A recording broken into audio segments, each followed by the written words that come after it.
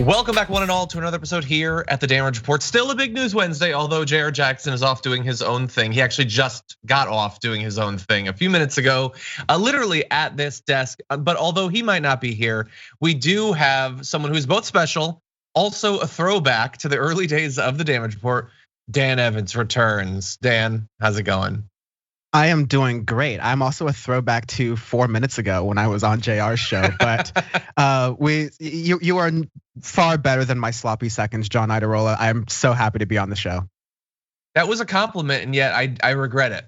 Anyway, but anyway, yes. For the few who might not be sticking around from the watch list, and they might not be familiar with you, you do an incredible amount of work that is not on this show or the watch list.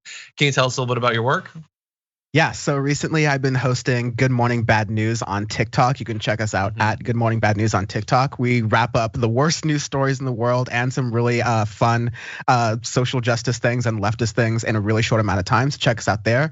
And also I do podcasts where I get into various amounts of trouble, Power Report on politics and Audio Face on music stuff. So just follow me on Twitter, Dan from the Web, and get it all. Nice.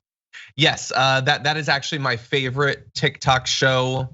And that is not just because there's not a lot of competition, because I don't do TikTok, but it is very, very high quality. I've enjoyed all of your videos on there, so everyone should definitely go check it out.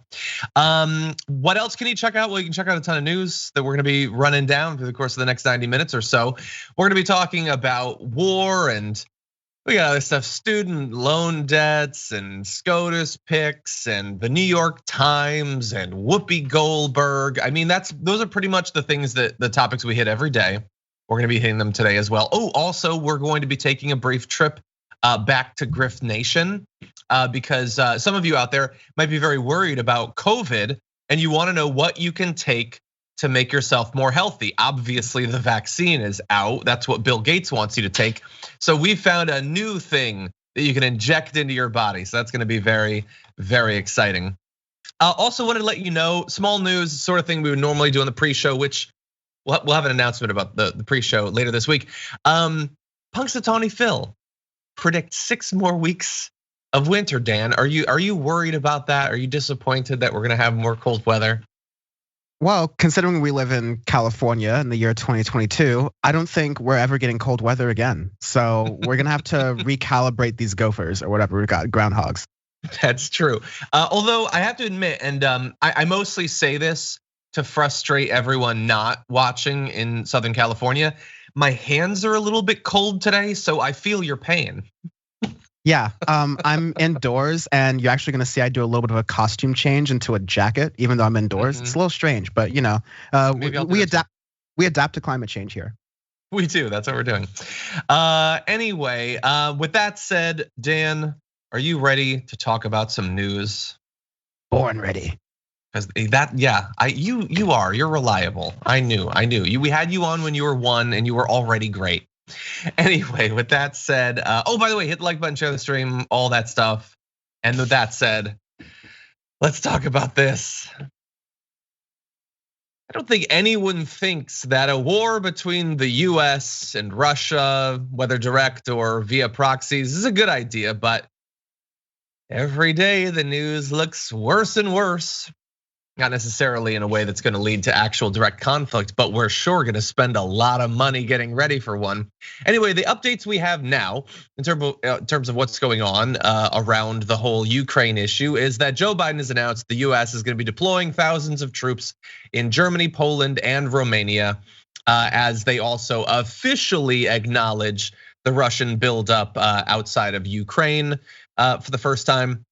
So Joe Biden sending about 2,000 US based troops to Poland and Germany and shifting roughly 1,000 additional soldiers from Germany to Romania as demonstrations of American commitments to NATO allies. And so you send some to Germany, you take some out of Germany. It's a fun little musical chairs thing we're gonna do. That is, of course, in addition to the earlier deployment of 8,500 troops in the US, including airborne units being put on heightened alert. They're gonna be part of a NATO response force intended to bolster the alliance's eastern flank. So, by the way, like this is obviously significant. Let's bear this in mind, but let's also bear in mind that the US has standing military forces in basically every corner of the world, including 75 to 80,000 troops in Europe specifically, just in general. So it is more troops and they are being moved, and it's being said to be about this, but there are always a lot of American troops in Europe. So that said, Dan, we haven't spoken since this whole thing flared up. What are your thoughts? It's really unfortunate that I've just started keeping track of this since I started doing my own political show, but it feels like every January or February begins with the United States almost getting into some conflict. Like we had Iran a couple of years ago and under multiple different presidents. It's like a new year, new war. It's one of our New Year's resolutions. But no, like as with all of this coverage, war coverage and American media is often just parroting what the administration at any given time is saying. So I'm looking at coverage in a lot of other different places, and I'm seeing what the situation is like on the ground in Ukraine. And in Ukraine, you have citizens who are training with wooden guns, essentially, who are getting ready to fight and take up arms against like the Russians in this situation. So it's definitely very tense here, that the fact that you have individuals who are wanting to take up arms as well in that way. But I'm not feeling really good about the need, as a lot of folks are, the need for the United States to continue to ramp up tensions in this situation when we know that Vladimir Putin seems to be very intent on creating chaos and destabilization around Ukraine. So I don't know if, like Joe Biden, if it's smart for us to be playing into this game so much. That being said, of course, we have sanctions that you'll probably be getting into in a moment that also surround the matter, but it's definitely very tense right now. Yeah, well, yeah, sanctions are definitely a part of it. It really does feel like, at least from the US point of view, this is, I don't know, 10%, 20% about the relationship with Ukraine and the potential future for Ukraine that many people are like condensing down to, well, they were going to be in NATO next week. So I know the whole thing is just really weird in that respect. But yes, there's the likelihood of sanctions against Russia, against individual members of Putin's administration, against Putin himself. There's also a ton of money that is going to be spent here, or weapons that are going to be bought and sent to Ukraine or other allies in the region. Like that is a guarantee, regardless of what else happens. But I have to be honest about what I think is likely to happen. And like the people who are like, especially in Fox News, who are like, Biden wants war with Putin. I don't think that he wants to fight Russia. I don't think that that's true. And they're continuing to reiterate that they're not sending forces actually into Ukraine. So what it feels like is happening is they want to reassure NATO, obviously. They want to send signals or whatever to Russia, but they're also not going to send soldiers into Ukraine and get into some sort of actual direct conflict. I don't know if or when Russia is likely to or not invade Ukraine, but I also don't think that they sent over 100,000 troops just for the fun of it. In theory, they could move in to either permanently or at least temporarily invade Ukraine and then use the position that they have to sort of barter for a better domestic political position inside of Ukraine that could benefit Russia in the future. I don't want any of this, but Dan, we're progressives. What the hell does it matter what we want? Yeah, of course, being progressives, our opinions on foreign policy and war are completely irrelevant, except for when the Democratic Party wants votes. And so the main thing with this that I'm concerned about is that, listen, kind of like what you were saying, John, the United States after World War II just has military bases everywhere. And so whenever there are these kinds of conflicts, there's a whole song and dance where America says, hey, Russia or China or whatever large superpower it is at the time usually, we're gonna move our people towards you. And so don't get aggressive or anything because we're ready to act. It's a show of war and strength. And sure, in war games, high politics, people do these things. But it's been many, many decades of America playing world police. And we see at home the American government is very incapable of managing and handling a number of different things. That being said, that's because we spend so much of our tax money every single year on the war machine. But I'm not necessarily certain that our war incursions or anything like that are that much better. And so what I worry about, I don't think this is going to happen, but this is just where my brain goes, is if this escalates to some type of conflict and all of the NATO forces, all of the lethal aid, because that's the Orwellian term we're using now, is like, isn't as effective as they thought it would be or figured it would be. And so you start to actually see on a larger world sense this crushing of this idea that, oh, America can just go around the world and do whatever they want to. They'll show up and win the day. If it seems like America's weaker in these situations, then other countries, Russia and China, are going to just take advantage of that weakness. And I'm not a person who is for China bashing or let's get into war with these countries that are just capitalists like the United States. There's no real reason to do this. But I am worried about once war starts and snowballs, it's hard to kind of de-escalate it. And so these things concern me, but I'm hoping, like you're saying, John, that yeah, Joe Biden doesn't want in a midterm election year for an unpopular war to begin when he just got some credit about a lot of heat for winding down things in Afghanistan. Yeah, and look, like for all of our accumulated thoughts and views about the military-industrial complex, its historic relationship to the US government, the current iteration of that, a war would benefit that, but they also don't need a war. They could just have a really tense situation with Russia that results in us spending a few years spending hundreds of millions of additional dollars every single year. You don't actually have to go to war for that. We're perfectly willing to.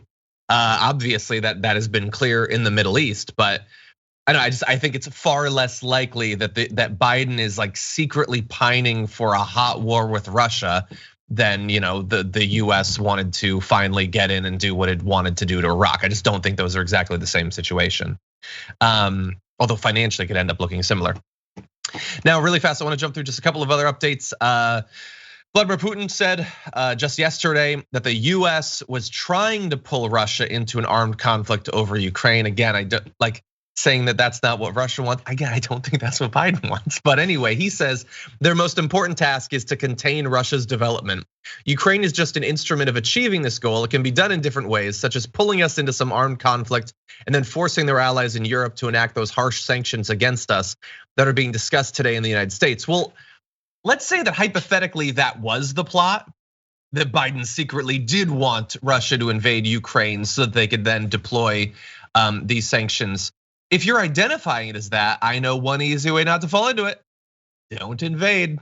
I mean, you could not have those soldiers there. And I get it. It's not like if I'm trying to put myself into the Russian point of view, I mean, their regime, not their actual people, because I think there's a vast gulf there. That in theory, they think they can just stay in their borders and everything will be great or whatever.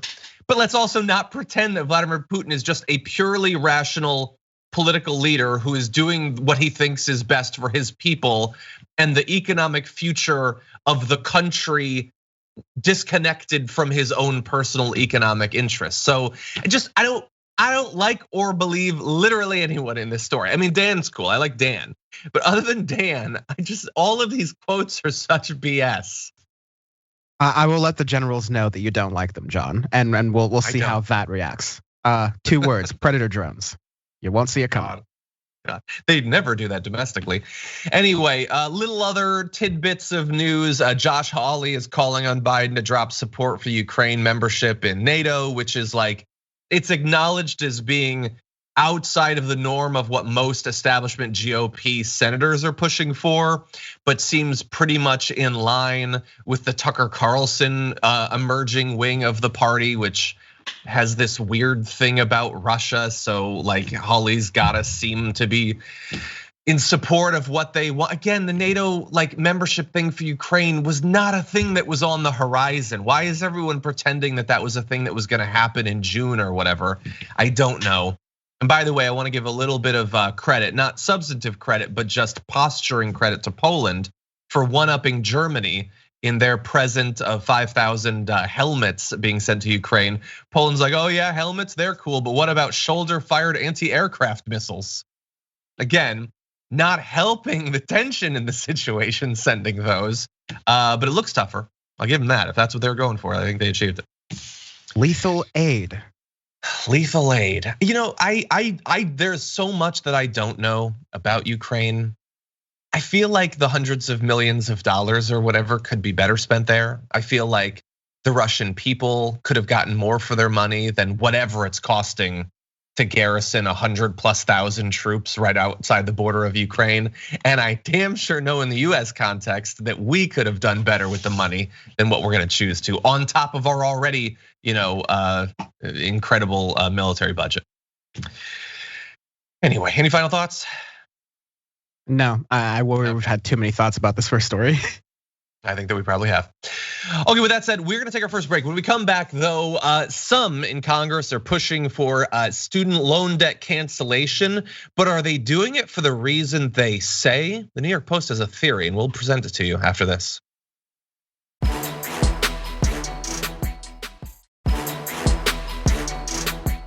Okay, buddy, let's talk about some more news. Let's go. You've probably heard about the debate about student loan debt cancellation. We talk about it a lot here. Politicians have made promises saying that they would do that. Hey, Joe Biden's one of those. And there have been politicians like Representative Alexandria Ocasio-Cortez, who's pictured beside me, who has made a big deal out of this issue over the past few years. Now, if you were to ask the Congresswoman, she would say that she's doing that because many people are burdened by student loan debt. It's horrible, it hurts the economy, it certainly hurts their life prospects. But is that actually why she and other members of the so-called squad are pushing for it? Well, the New York Times has a different theory, and it's not quite so philanthropic. So they have this is, by the way, this is not an op-ed. This is a news article on the New York Post. These woke Poles want student loans forgiven, including their own. Many of the woke politicians who have pushed for student loan cancellation are themselves hip deep in school debt. Federal records reviewed by the Post show.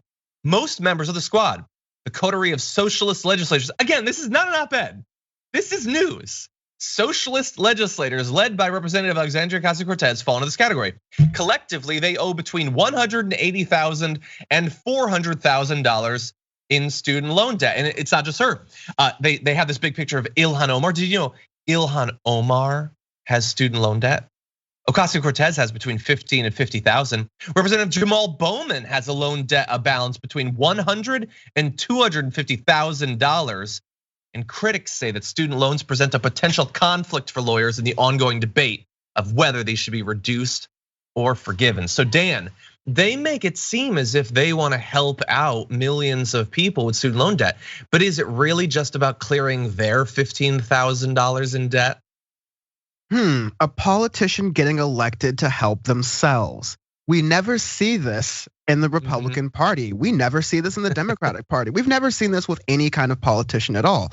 We only see this with this. Again, I want to subvert this entire argument because the right argument to make is, of course, this isn't student debt relief for a small segment of Democratic House representatives. If so, it would have passed fairly quickly. It's student debt relief for a number of different Americans.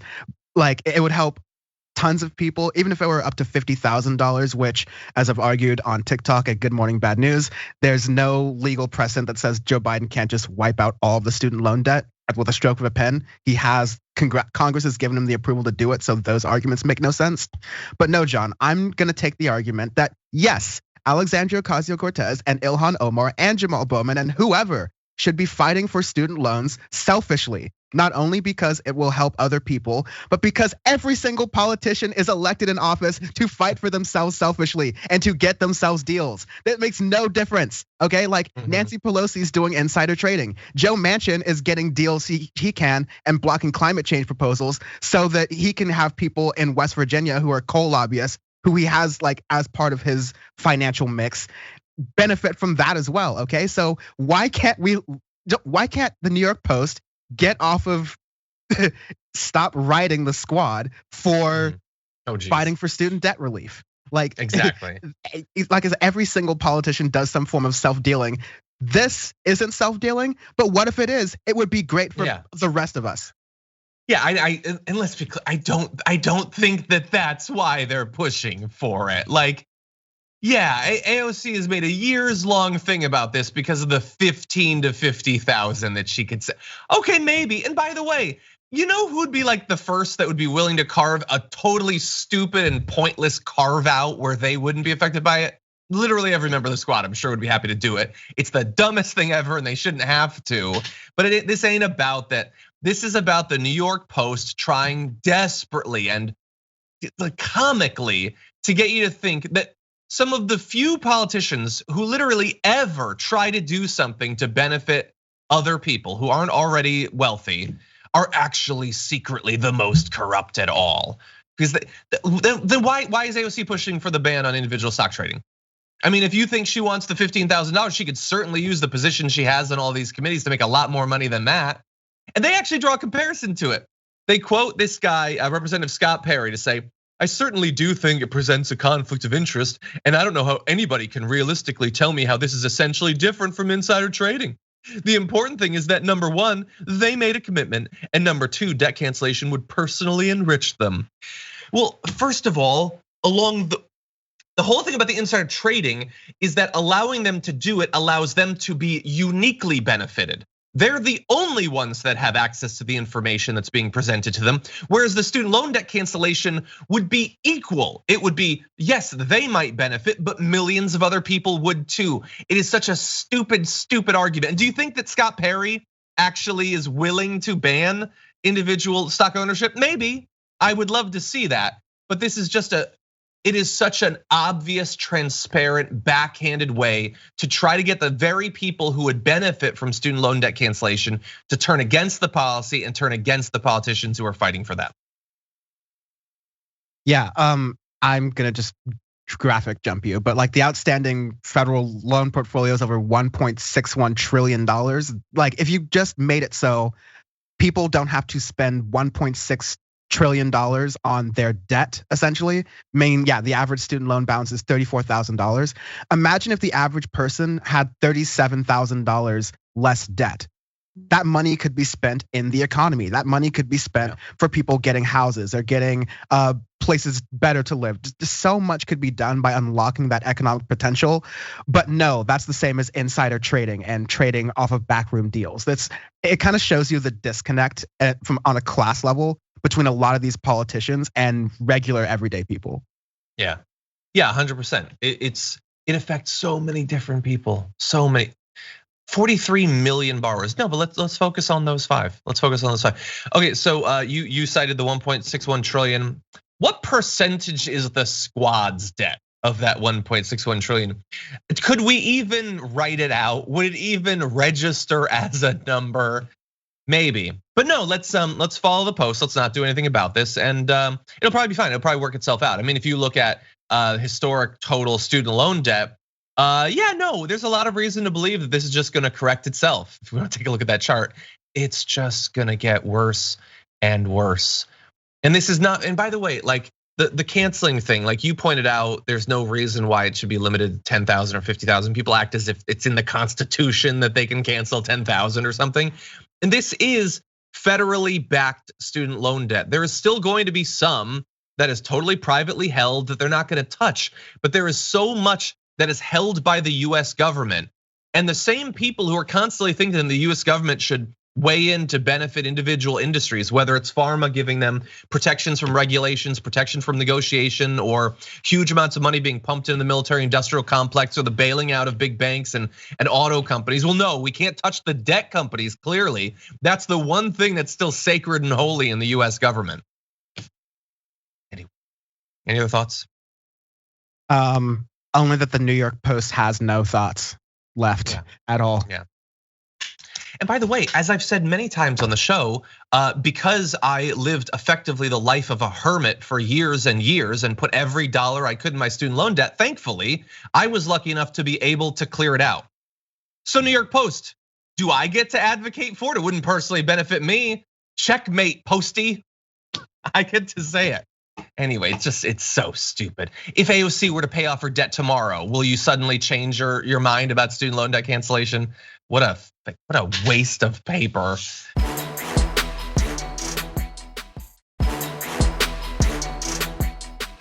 Anyway, more ridiculous attacks, this time coming from people inside of the party, theoretically. Let's jump into this video. Identity is just the starting step when we are discussing a Supreme Court justice. So that is a video of Representative Alexandria Ocasio-Cortez talking about the ongoing conversation about what should drive President Biden's choice for the justice on the Supreme Court that will fill Breyer's seat when he steps down. Now, she had more to say, which we'll get to, but that's the part that everyone is focusing on. Because if you just focus on that, then you can pretend that AOC doesn't care about representation and in fact goes further than that and hates Black women, because that is the attacks that's coming at her and others who think that representation matters. But inside of that rubric, you can also have considerations for what they would do as judges. So the recount, which had a video that went viral of her saying that, and I like the recount, but they ellipsed out some very important parts of this that we'll get to in a bit, was followed by comments saying the anti-Blackness is just appalling. Disappointment is about addressing systemic inequities and acknowledging them. She doesn't get to change the narrative about this. Or Tulsi Gabbard and AOC have more in common than they think. They both hate to see Black women thriving. Or funny how the media and journalists don't seem to notice what is so damned obvious to Black folks, that she is anti-Black. We're gonna get to the rest of her argument there, but Dan, this is the first that we've been able to have you on to talk about the fact that this Supreme Court seat has opened up. What are your thoughts? Now, my overall thoughts with the Supreme Court seat pick is that I would appreciate for Joe Biden to pick a Black woman for Supreme Court pick, not only because there are a number of Black women who are qualified for this, but because this is one of the few campaign promises that would be a layup for him to make. My questions with this is that I feel like the Biden administration would just go, hey, we picked a Black woman, and then they would say that we've done enough for Black people, and then they would come and try to get their votes, when he's still coming off of "you ain't Black." Kamala Harris is still coming off of Charlemagne the God grilling her on the very obvious fact that Joe Manchin seems to be doing a lot more leadership legislatively in the United States than Joe Biden does. And so there is this flavor within the Democratic Party for a lot of people who see the representation as simply being enough. That Kamala Harris is vice president, therefore things are being done for Black people. Or yeah, we have a Black Supreme Court justice, therefore, or yeah, a Black woman Supreme Court justice, therefore things are being done for Black women. And yes, that's very important. Yes, it's very important in the Supreme Court, but we as progressives, we as Democrats have to raise our standards and say, it's not enough to just have Black faces in high spaces. You have to actually be doing the actions and doing the work that makes sure that the Black faces that aren't in high spaces, the people of color, everyone overall in the country has access to equal rights and fairness the best we can. And there are a lot of Democrats who don't do that even. And so that's where the pushback kind of comes from. Yeah, I agree. I also agree with your concerns about Biden. That look, there have been any number of different women.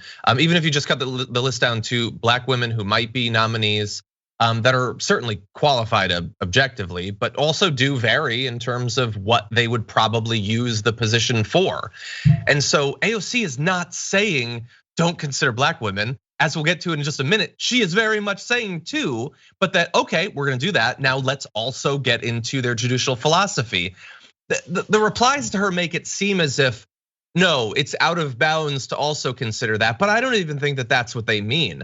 I think these are people who, on some level, probably a somewhat shallow level, care about representation and want it, but also love the idea that the status quo of the Supreme Court is maintained and aren't particularly interested in getting some sort of strong progressive judge or something like that.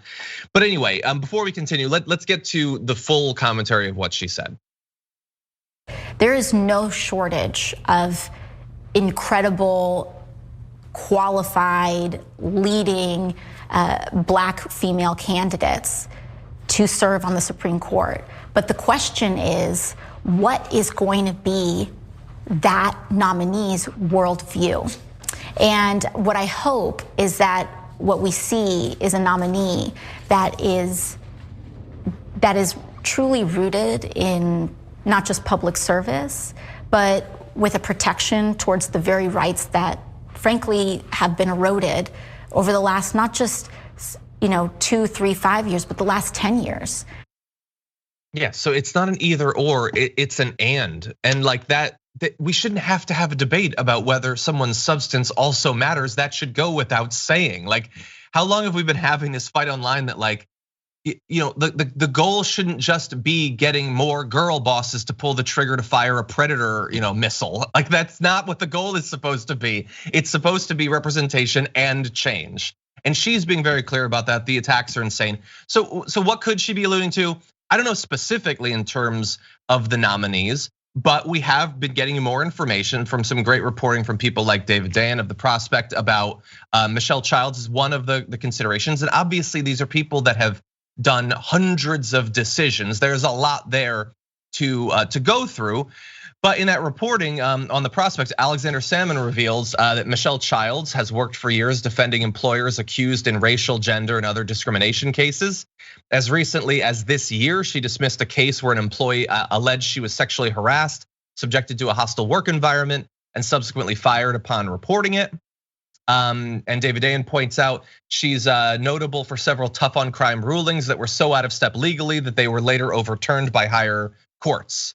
These are all things to bear in mind. They are not reasons to then say, well, then screw it, let's just put Ted Cruz on the Supreme Court.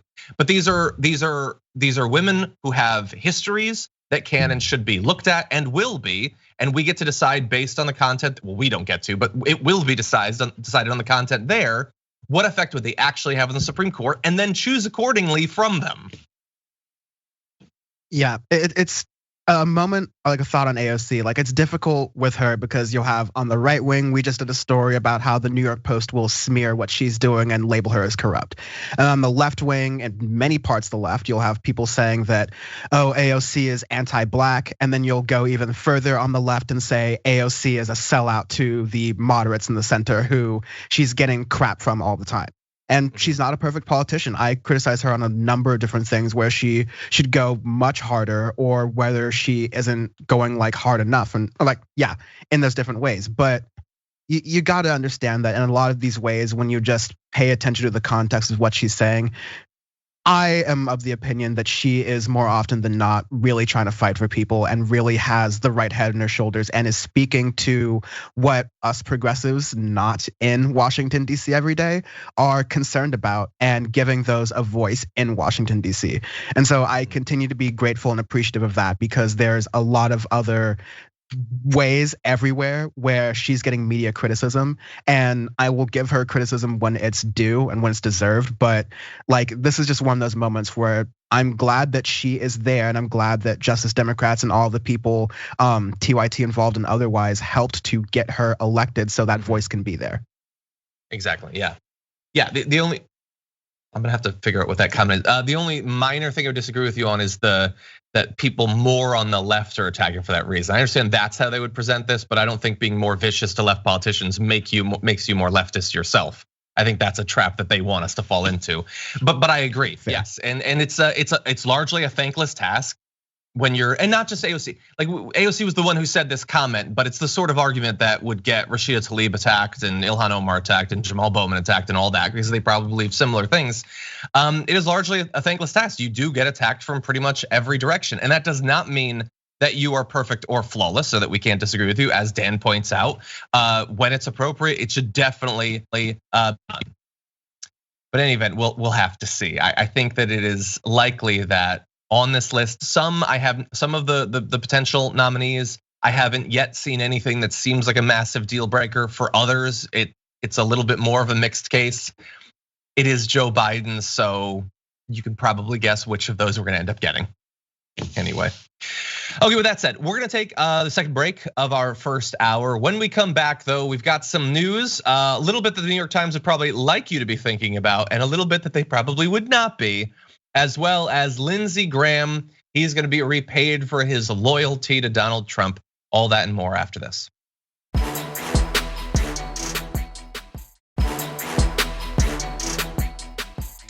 Okay, everybody, it's time for some unfun. Let's talk about it.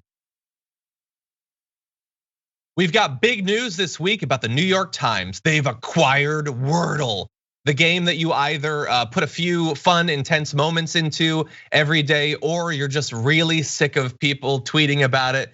They've acquired it. from its creator, Josh Wardle, software engineer in Brooklyn, for a price in the low 7 figures. The company said the game would initially remain free to play, and existing players would be able to. It was originally back on November 1st, it had 90 users. That number grew to 300,000 by the middle of this month, and now millions play the game daily. And that will continue up until they put a paywall in front of it, and then you will never hear about it again. So good job, New York Times. But we're just joking, that's not what the news is about. That's what the New York Times would probably like you to be thinking about in terms of them this week, and probably not their ongoing approach to the unionization effort inside of the New York Times. So last April, 650 different tech employees at the New York Times announced that they were unionizing.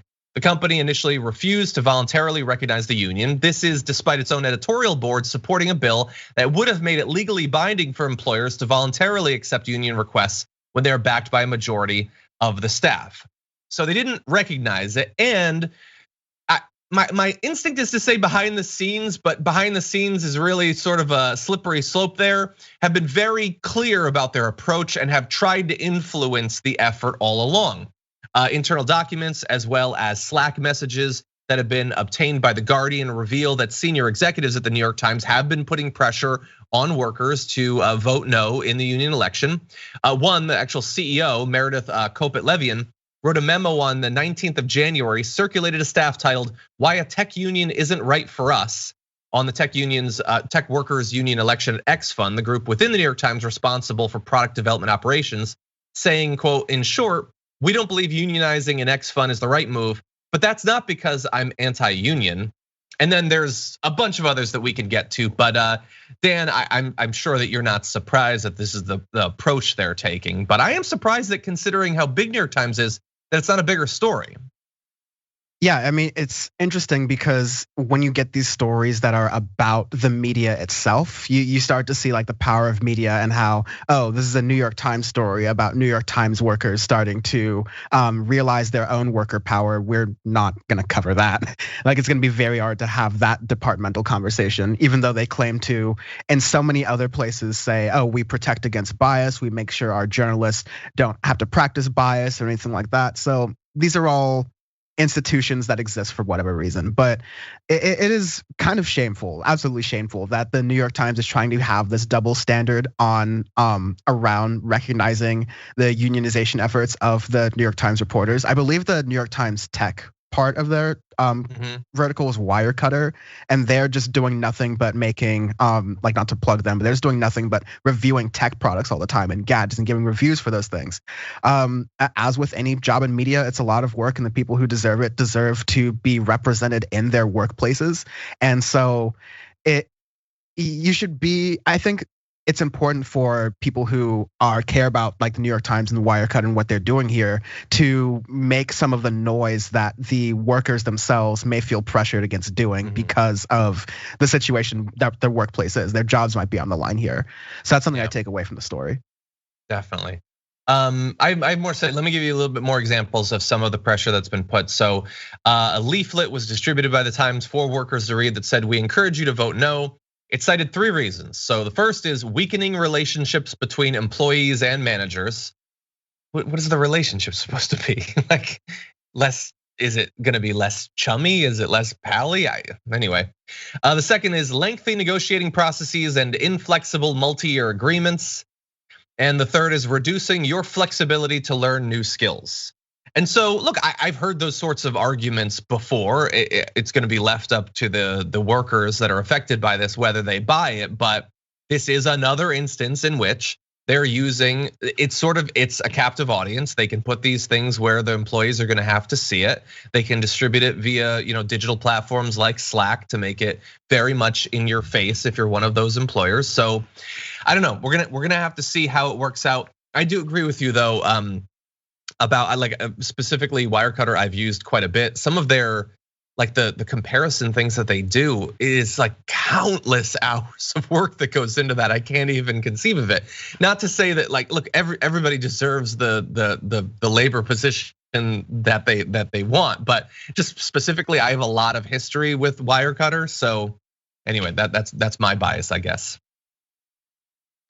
And by the way, we jokingly made this initially about Wordle. The tech workers put out this tweet, which I just thought was absolutely awesome, with their own version of a Wordle daily thing with union, voter, and power, right there. Are you a Wordler, Dan? No, as with many of these social trends, I just get to see people doing it and I gawk and go, "Oh no, I'm above the sheep who fall for the social trends and choose to participate in the things that other people are doing for positive social interaction." Well, producer Marissa just typed in Wordle sucks. Well, what does it suck about? Anyway, I did it for a few days. I like words, I'm a writer, but it gives me like kind of the wrong mental strain. So I moved on after a little bit from doing it. I don't do it as regularly, but it doesn't bother me. Some people hate seeing Wordle tweets. I personally think any tweet that you see that's about someone's Wordle isn't any other tweet. So by comparison, it's gotta be good. You've muted Wordle on Twitter, that is going way too far. You might have missed some of this union stuff that made jokes about Wordle.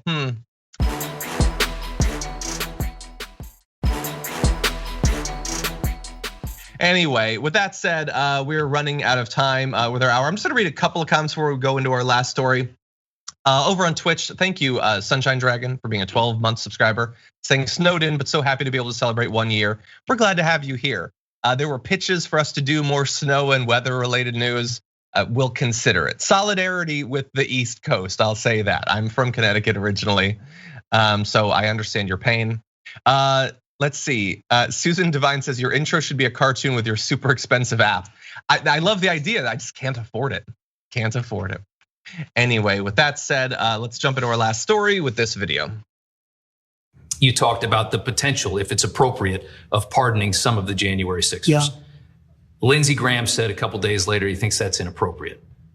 What do you think? Well, Lindsey Graham's wrong. I mean, Lindsey's a nice guy, but he's a rhino. Lindsey's wrong. Look. He's a nice guy, but he sucks. I hate his guts. He's a nice guy, but he's the worst. He's a rhino? Dan Evans, has Lindsey Graham not paid for, like, he's paid his dues for Trump at this point? Doesn't he deserve some respect at long last? Poor Lindsey Graham doesn't understand. This isn't the Republican Party, this is succession. Being nice gets you nothing. Sucking up gets you nowhere. I love the way Donald Trump, like, I don't miss him, but I love that, Lindsey Graham, I love him, he's great, he's a rhino. Just go straight for like cutting him right there. It's so, he's a showman, what can I say? But yeah, to your point, John, there's no instance in which Donald Trump will not wake up one morning, take a look at the world around him and go, okay, these are the people I can use to further my goals. And then we'll wake up the next morning, look at the same people and go, nah, never mind. And people are dispensable to him, they're disposable. That's why you've had so many people turn on him and become pariahs in the Trump world because of that, is because they start to blow Donald Trump up on his act that he continues to repeat time and time again.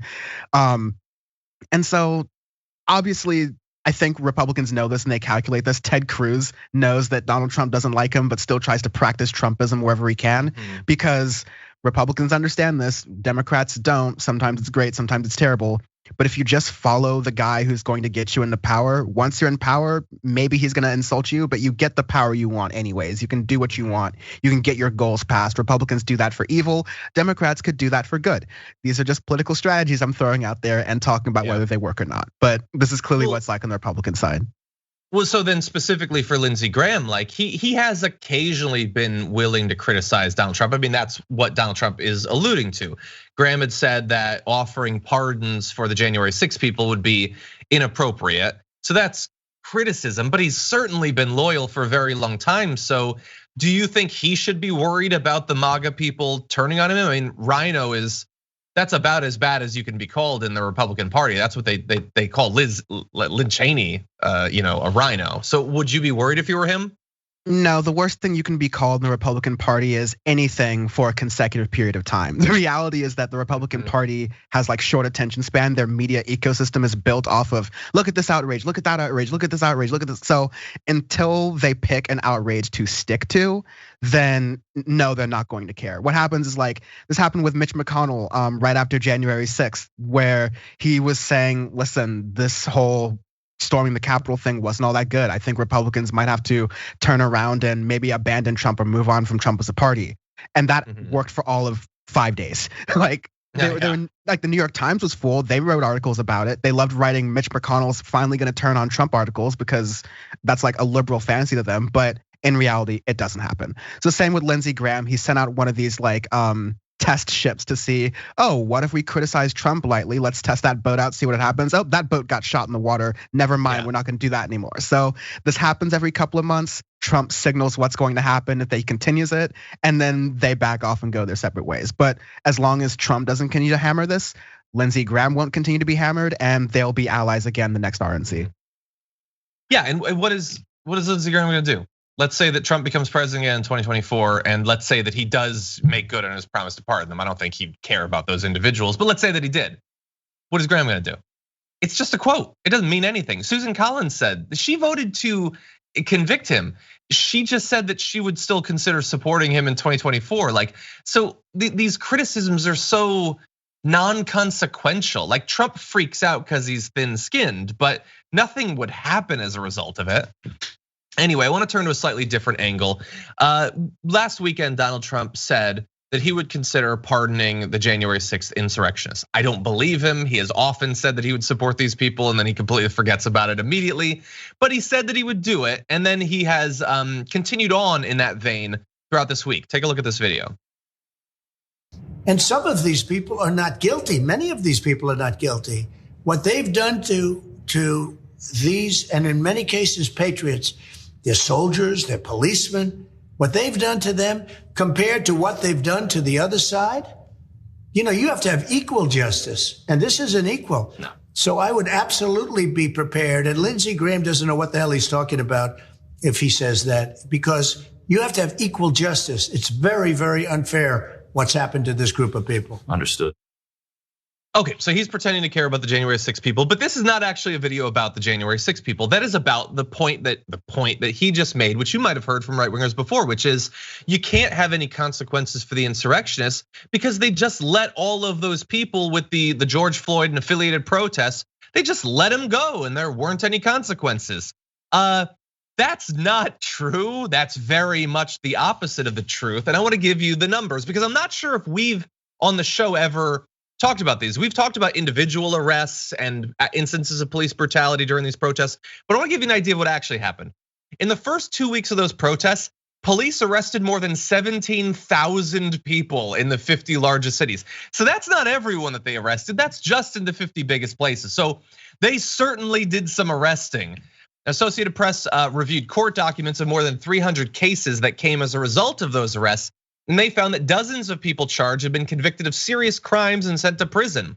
They found more than 120 defendants across the United States had pleaded guilty or were convicted at trial of federal crimes, including rioting, arson, and conspiracy. More than 70 who've been sentenced so far have gotten an average of 27 months behind bars. 10 got sentences of more than 5 years or more. And while there have been people whose cases were dropped, that doesn't mean they were just released and that's it. If they got these what are called deferred resolution agreements, they still had to do like stay out of trouble, not commit any crimes, do community service. They were still being watched and tracked by the justice system. So all of that has been erased by this idea that the only time the justice system has ever cared about protests is on January 6th, Dan.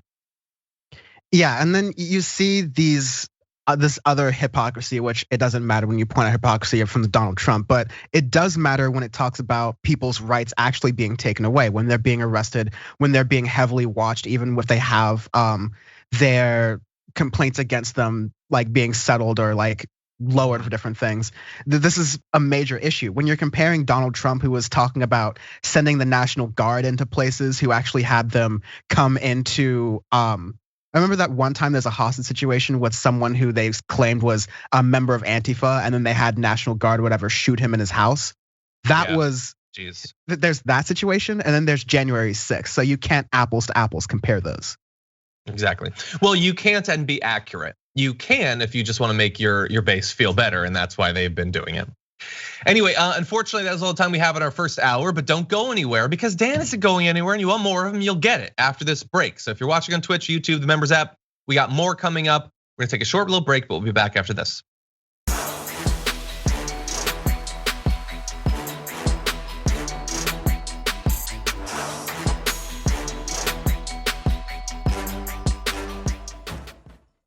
Thanks for listening to the full episode of The Damage Report. Support our work, listen ad-free, access members-only bonus content, and more by subscribing to Apple Podcasts at apple.co/TYT. I'm your host, John Adarola. I'll see you soon.